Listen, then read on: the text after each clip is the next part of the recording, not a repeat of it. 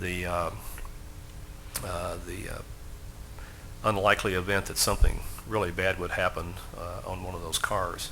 I'm sure that's something that's uppermost in your minds as well. You're absolutely correct. That is a very major concern for us.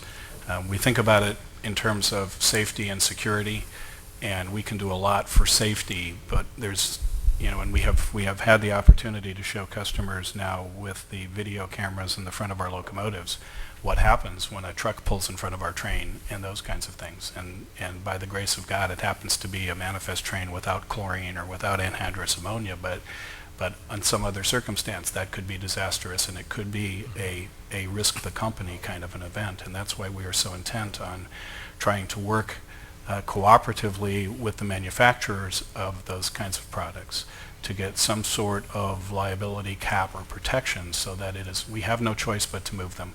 We actually think we're probably the safest mode to move them. Mm-hmm. So that is probably the right decision for America. The question just is one accident and you can take out an entire company. Mm-hmm.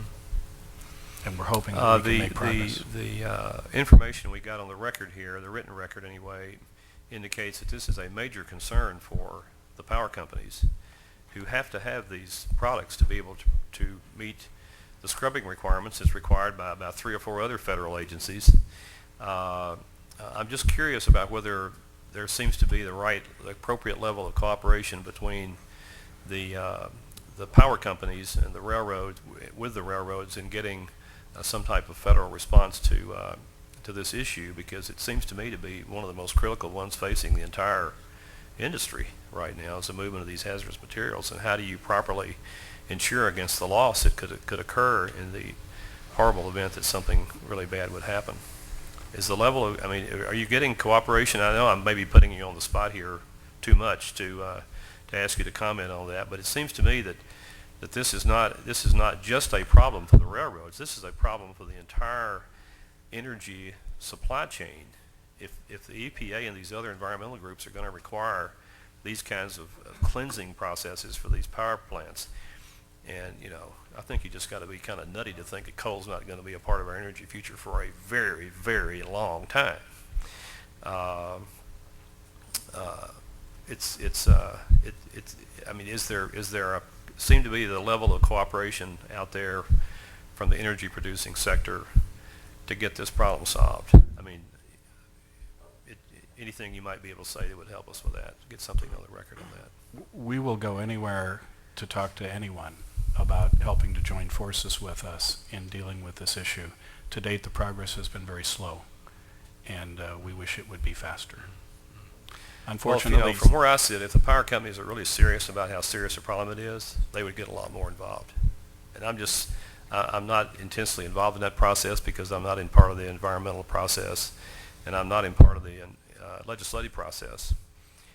I guess that's a blessing and a curse on any given day. But in any case, though, it seems to me that if the problem is as serious as some people say it is, that there would be a much higher level of involvement in trying to get some kind of solution to this. Because I said, is on any given day, you're sort of betting the farm. Somebody said betting the rent, I think, in their statement. I think you're betting the farm. Having grown up on a farm, that's a big deal.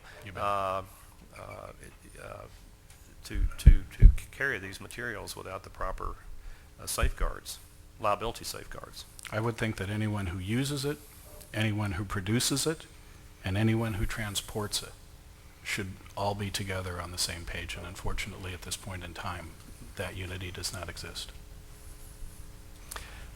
Commissioner. I have a few more. To get back to the issue of hazmats, to some extent, ethanol itself qualifies as a hazmat because it's inflammable. It's not a TIH, and there are rules, I guess, now which restrict how long hazmat commodities can remain inside, etc. And what's your reaction to that, and how are you going to address that? It seems to be that we have problems in the system right now from production to distribution along the supply chain, and that these cars are going to have to be stored for much longer than the FRA and TSA seem to be willing to allow. And how are we going to address that in the short run and the long run, for that matter? part of the issue always is trying to have the appropriate incentives in place so that people aren't going to just leave them on the railroad and let, in other words, to pass the risk to us to carry the product. The other part, of course, is working closely with your customers and your end users in order to have an efficient logistical supply chain to avoid it. But in the in between, there's no question that in the short term there's going to just be a lot of just plain, nuts and bolts work that's going to be going on to assure that, this stuff doesn't sit on the railroad and that the producers have the appropriate sales made on their books so that it can move efficiently to a destination. Because once it either goes into the merchandise network or it gets into a unit train, it's fairly predictable how long it's going to go. The issue is going to be to align the producer with the destination to make sure that they're compatible, and we're going to have to work with both of them to make sure that we're not caught in between.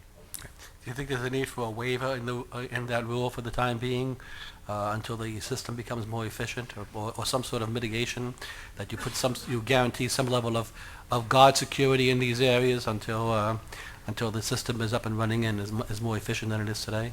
I think the issue, Frank, is is this overall storage area and the amount of place it occupies on the railroad. We don't want it to sit on our railroad for a time. It's not a security issue. It's just that we can't afford to have it do that. And so again, I think there's going to be a lot of work with customers and end users to make sure that there is a rational approach to the business that doesn't pass on, how would you say, unforeseen costs to us or to the railroad to hold this stuff in a particular place. So we're working very hard with our customers on the whole supply chain management issue. This seems to be more, maybe better addressed for producers at this point than the railroads, I would suppose. Yes. Yeah. I would also say that we have seen terrific cooperation with our ethanol customers in terms of dealing with safety and security and all issues associated with the transportation of ethanol as a hazardous material. They have been, head and shoulders right there with us in terms of making sure that facilities and everything that we're doing, it's kind of interesting because it's an industry starting from scratch in some cases. And we just have seen terrific cooperation. Not to disagree with my esteemed colleague, but there are some issues with coal, of course, greenhouse gas emissions and the global environment and all of that. And just recently in Texas, for example, it was announced that 11 new proposed coal-powered plants, 9 of which were not going to be built, and they were going to find some sort of substitute for that. How much of a threat do you think that might be in the long term to your business, in the sense that if we do move to alternative energy supplies, whether it be nuclear or we have to be very careful about that, solar and wind power, what have you, is there any real threat to the overall long-term demand for coal and the transportation of coal by rail? I mean, coal is by far the cheapest on a BTU basis provider of energy. Taking into account all full costs of it.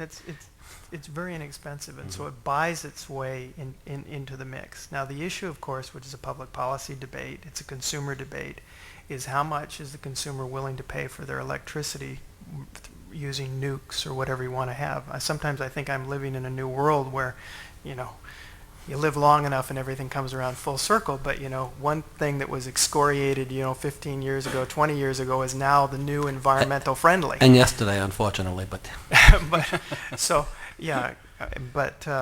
it's interesting, but we look at coal as being a very inexpensive alternative, and I think Jack even talked about the movement to the West Coast for export. I mean, if U.S. consumers don't want to buy it, globally, there's a huge demand for it as well.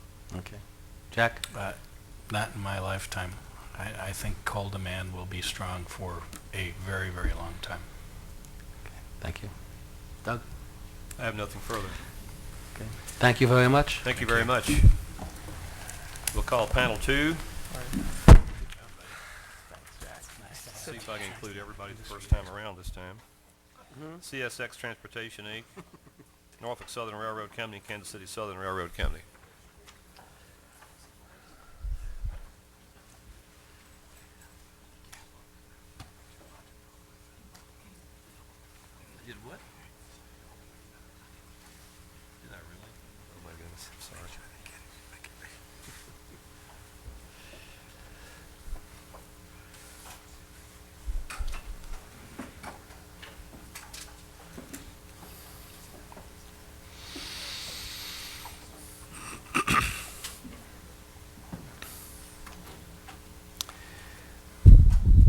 Thank you very much, gentlemen, for being with us today. We usually go from this side to this side. That's okay. I don't offend anybody, but we'll start with Mr. Shelby. Morning, Mr. Shelby. You may proceed whenever you're ready. Good morning. Thank you, Vice Chairman Buttrey and Commissioner Mulvey. On behalf of the Kansas City Southern Railway, we all welcome you to Kansas City. I am Darren Selby, Assistant Vice President of Sales and Marketing in the Coal Business Unit. I am pleased to present this testimony on behalf of the Kansas City Southern Railway in response to the STB's announced hearing on the subject of efficient and reliable rail transportation of resources critical to the nation's energy, including coal, ethanol, and biofuels. To date, KCS has relatively little or limited experience with the transportation of ethanol and biofuels. We have one plant currently on the KCS in the state of Missouri, one that is in construction in the state of Mississippi that should be online in early 2008. We've had numerous inquiries from companies wanting to site ethanol plants on the KCS, but most of these, in nearly every state we ship to, but most of these inquiries do not make it past the feasibility phase of their analysis. We have one biodiesel plant under construction. It's in the state of Missouri, and it should be in line in early 2008. Because we do not have a vast experience in ethanol and biofuels, I'll concentrate our testimony today on the coal transportation on the KCS. In 2006, KCS transported about 8.5% of all the Powder River Basin coal produced. We receive all of our coal at Kansas City from either the Union Pacific or the BNSF Railway. So we are a relatively small member of the overall supply chain. We are only a terminating carrier, unlike our Class 1 counterparts that are located east and west of our system, who they both originate and terminate coal. We are, again, just a terminating carrier. Powder River Basin coal represented 22% of our total volume in 2006 and nearly 16% of our annual revenues in the same period. There are two elements necessary for the KCS to maintain and improve the efficiency of its coal movements. One being that we must earn revenues adequate to attract the capital necessary to support infrastructure improvements. And two, government policies must encourage the efficiency of the overall coal network, not focus exclusively on the rail component of that network. As revenues have increased in the past few years, capital spending on infrastructure and equipment has also increased on the KCS. This will not continue if KCS is faced with laws, regulations, or policies that artificially cap revenues or prevent the KCS from covering its fully allocated cost and earning a cost of capital. To be viable and effective in the years ahead, especially in the face of projected huge increases in transportation demand, KCS must be able to maintain and replace its existing infrastructure and equipment and build substantial new capacity to handle the projected growth. If the regulatory and economic environments remain largely as they are current, KCS will be able to meet this challenge. KCS plans to focus on three major areas to handle the projected growth: line capacity expansion, terminal improvements, and locomotive acquisitions. These planned improvements will benefit our entire railroad, but will directly improve our ability to serve the coal market. For locomotives, KCS put 33 locomotives into service in 2006. In 2007, we plan to add 120 additional new six-axle locomotives, with the next delivery of 30 scheduled to arrive this quarter. These locomotive acquisitions will improve the overall age of our six-axle fleet by 5%. KCS believes we provide excellent service to our coal-burning utilities, but we do not operate alone. We have help from our origin railroad connections at Kansas City. Through good daily communications, we plan for peaks in the traffic volume, and we can route trains through the city so all traffic flows efficiently. Working together with the Kansas City community, the railroads have been able to build flyovers, reconfigure rail yards, and add staging tracks. All of this is needed to allow the railroads to handle coal through the city efficiently. On the KCS, we have been expanding line capacity over the past few years. New sidings have been added, double track has been completed, a new mainline fueling facility was built, and power switches have been installed. KCS is continuing to add strategic sidings on its coal routes to improve overall efficiency.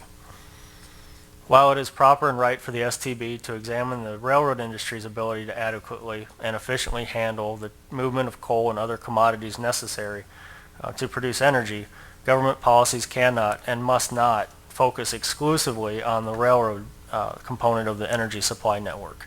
And network is the key here. The other members of the energy supply network, none of which the railroads have direct control or are the loading of the trains at the mines, the unloading of the trains at the utilities, the size and types of the utilities fleet, railcar fleet, and the pricing, marketing, and inventory policies of the utility industry.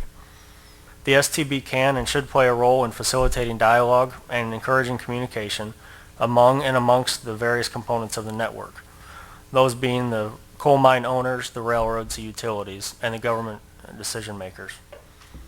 To this end, KCS encourages the STB to continue with its fact-finding hearings to help facilitate continued dialogue and to help and encourage and support the development of more infrastructure and to support the continued long-term financial viability of the rail industry. Thank you for your time today. Thank you very much. Mr. Smith, welcome. Thank you. It's good to be here today with everyone. And my name is Danny Smith. I'm Senior Vice President of Energy and Properties for Norfolk Southern, and responsibilities include the coal business group as well as our real estate group for the property side of it, but also Pocahontas Land Corporation, which is a subsidiary that owns about 1 million acres of coal properties, principally in Central App, but also we have a little bit in the Illinois Basin. But and we've owned those properties going back to the early 1900s, and that's principally focused on coal. But and coal as a commodity for Norfolk Southern accounts for 25% of all of our revenue in 2006. So to say it's very important would be very much an understatement there. We serve coal fields in Virginia, West Virginia, Kentucky, Pennsylvania, Indiana, Illinois, Ohio, Alabama, Tennessee, which covers Northern App, Central App, the Illinois Basin, Southern Appalachia, and all of the major fields in the East.